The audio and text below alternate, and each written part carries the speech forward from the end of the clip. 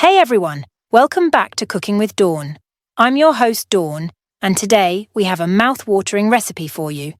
We're diving into the world of Southern cuisine with a classic and crispy buttermilk fried catfish.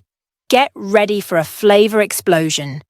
Before we start, make sure to hit that like button, subscribe, and ring the notification bell so you never miss a delicious recipe. Now, let's get cooking. Here are the ingredients you'll need.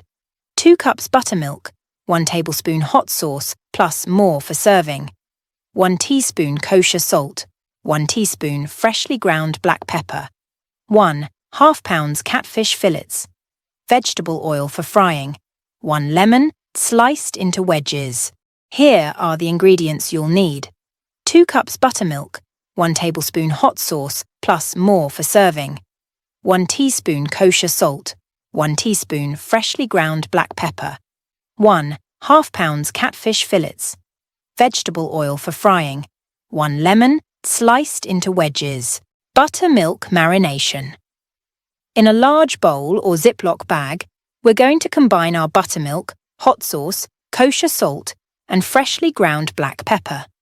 Next, add our catfish fillets to the mixture. Cover it up, pop it in the fridge, and let those flavors meld for at least 2 hours or up to 8 hours. The longer, the better. Dredging.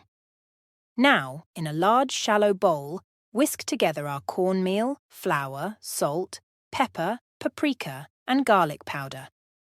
Take a catfish fillet from our buttermilk bath, give it a little shake to remove excess buttermilk, and then coat it generously in our flavorful cornmeal mixture. Repeat until all our catfish is perfectly coated. Frying. Time to bring on the heat. Fill a large pot or Dutch oven halfway with vegetable oil and heat it to a sizzling 350 degrees. Carefully fry our catfish in batches until they're golden brown, about 5 to 6 minutes per batch. Once they're done, let them rest on a paper towel-lined plate and immediately sprinkle them with a pinch of salt. And there you have it, folks. Crispy buttermilk fried catfish that'll transport you straight to the South. Serve it up with a side of hot sauce and lemon slices for that extra zing. Don't forget to share your creations with us using our hashtag #WaCookingWithDawn. Until next time, happy cooking.